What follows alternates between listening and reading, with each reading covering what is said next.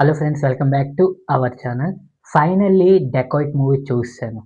2 hours 32 minutes run టైంతో థియేటర్స్లోని release అయిన ఈ movie ఎలాగుంది? వర్త్ వాచింగా కాదా? హిట్టా ఫ్లాఫా? అసలు ఇది థియేటర్స్లో చూడొచ్చా లేదా, లేకపోతే ఓటీటీలోని చూడాల్సిన ఫిలిమా? వెళ్ళే ముందు చాలామంది మన ఛానల్ని విజిట్ చేస్తున్నారు కానీ సబ్స్క్రైబ్ చేయట్లేదు. సబ్స్క్రైబ్ చేసుకొని చూడండి. ఒకలా ఓల్డ్ సబ్స్క్రైబర్స్ ఎవరైనా ఉంటే మాత్రం ఈ వీడియోని లైక్ చేసి మీకు ఎలాగనిపించిందో వీడియో కామెంట్ చేయండి. Let's back to our actual content. 2 hours 32 minutes. Mainly story విషయానికి వస్తే మాత్రం స్టోరీ కొత్తదనంగా అయితే ఏమీ లేదు. రొటీన్ స్టోరీ అనిపించింది. దీనికి తగ్గట్టు స్క్రీన్ ప్లే కూడా పెద్దగా ఏం వర్కౌట్ అవ్వలేదు.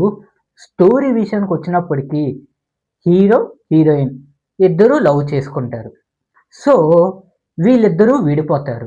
దాని తర్వాత మనోడేంచి జైలుకి వెళ్తాడు. అసలు వీళ్ళిద్దరూను ఏ కారణం వల్ల విడిపోయారు, మన హీరో ఎందుకని అసలు జైలుకి వెళ్ళాల్సిన పరిస్థితి వస్తుంది, అలాగే హీరో ఎలా తప్పించుకుంటాడు జైలు నుంచి తప్పించుకున్న తర్వాత మళ్ళీ హీరో హీరోయిన్ ఎందుకు కలుసుకుంటారు, మళ్ళీ హీరో అండ్ హీరోయిన్ వీళ్ళిద్దరూ కలిసి ఎందుకు దొంగతనాలు చేస్తారు, ఇదంతా తెలియాలంటే డెకాయిట్ మూవీ మీరు చూడాల్సిందే. చెప్తున్నాను కదా, స్క్రీన్ ప్లే అలాగే స్టోరీ కూడా కొత్తదనంగా లేదు. స్టోరీ మొత్తానికి హైలైట్ ఎవరైనా ఉన్నారు అంటే హీరో హీరోయిన్ కామాక్షి భాస్కర్ల, అనురాగ్ కాశ్యప్, ప్రకాష్ రాజ్, సునీల్ గారు. ఈ కామాక్షి భాస్కర్ల గారు మాత్రం మూవీ మొత్తానికి హైలైట్. దీనివల్లే స్టోరీ అనేది మనకి స్టార్ట్ అవుతుంది. ఈ స్టోరీ మొత్తం అంతా మనకి లాక్డౌన్లోని స్టార్ట్ అవుతుంది. 2021 లాక్డౌన్లోని స్టోరీ మొత్తం అంతా స్టార్ట్ అవుతుంది. దానికి ముందు 13 సంవత్సరాల క్రితం ఏం జరిగిందనేదే ఆ స్టోరీ బ్యాక్ డ్రాప్. ఈ మొత్తం అంతా కరోనా టైంలోనే స్టోరీ అంతా జరుగుతుంది.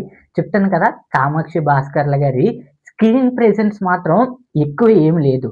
స్క్రీన్ ప్రెజెన్స్ చాలా తక్కువైనా కూడా మెయిన్ క్యారెక్టర్ కామాక్షి గారు కావచ్చు, అనురాగ్ కాశ్యప్ గారు కూడా స్క్రీన్ ప్రెజెంట్ సెకండ్ హాఫ్ అంతా కొంచెం ఎక్కువే ఉంటారు అనుకోండి. కానీ హైలైట్ క్యారెక్టర్ ఎవరైనా ఉన్నారంటే మాత్రం హీరో హీరోయిన్ తర్వాత ఒక చిన్న పాప ఉంటుంది. చిన్న పాప కూడా క్యారెక్టర్ హైలైట్. హీరో కొన్ని డైలాగ్స్ ఉన్నాయి, ఒక 4-5 డైలాగ్స్ ఉన్నాయి.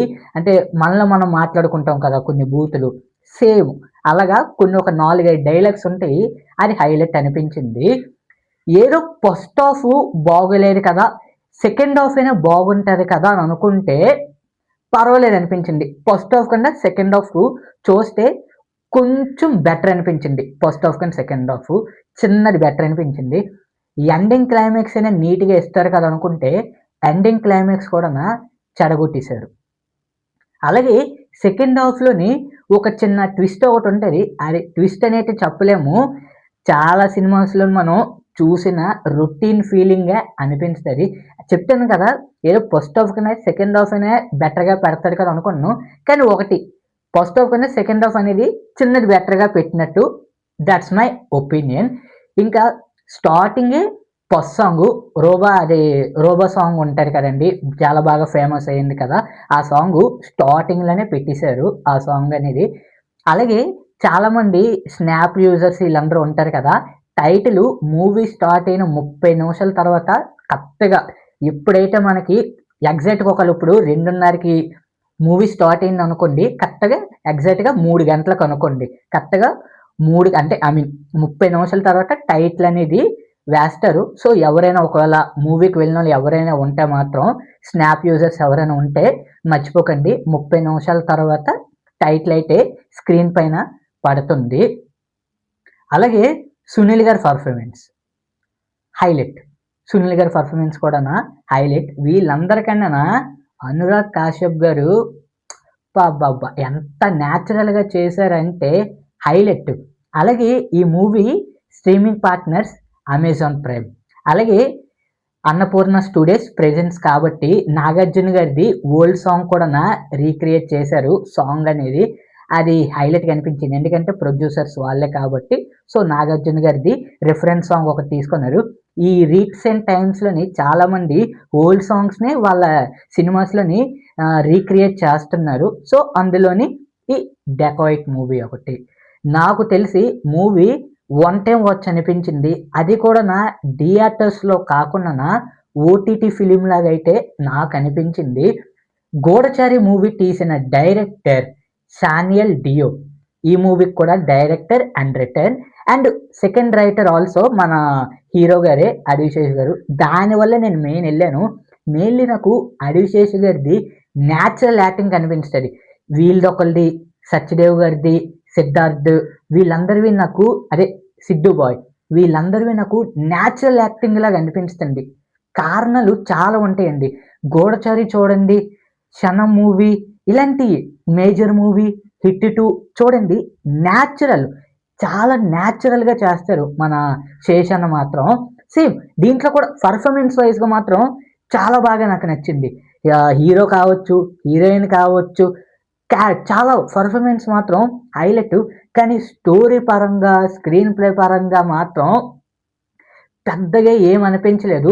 సినిమా ఎంత బేగ అయిపోద్దా? ఎంత బేగ ఇంటికొచ్చేద్దామా? అనే ఒక థాట్.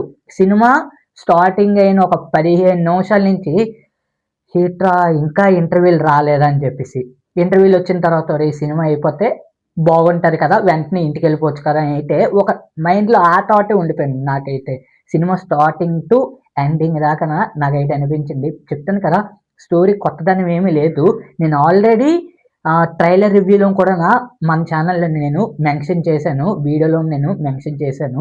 ట్రైలర్ రివ్యూలో కూడానా కథ కాస్త కొత్తదనంగా ఉండొచ్చు అని చెప్పేసి. కొత్తదనం ఏంటి అసలు? కొత్తదనం అసలు ఏమీ లేదే లేదసల. కొత్తదనంగా నాకేం అనిపించలేదు కథ అనేదసల.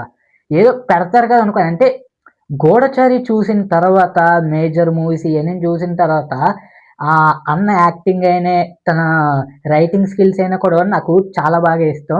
కానీ ఈ సినిమాకు మాత్రం వర్కౌట్ అవ్వలేదు. కొత్తదనంగా లేదు. ఏదో రొటీన్ స్టోరీలాగా అయితే అనిపించింది. మరి చూడాలి ముందు ముందు ఇంకా ఏవైనా మూవీస్ వస్తే మరి అయ్యనే హిట్ అవుతాయి, మళ్ళీ ఫట్ అవుతాయో తెలీదు. ఈసారి మాత్రం 'అడివిశేష్' అన్న మాత్రం పప్పులో కాలేసినట్టే. స్టోరీ పరంగా, స్క్రీన్ ప్లే పరంగా మాత్రం నాకు ఏమనిపించలేదు. డైరెక్షను కొంచెం ఇంకా బెటర్ అయ్యుంటే మాత్రం బాగున్ను. అలాగే బ్యాక్‌గ్రౌండ్ స్కోరు మూవీకి ప్లస్ అనిపించింది. బ్యాక్‌గ్రౌండ్ స్కోర్ మాత్రం మూవీకి ప్లస్ అనిపించింది.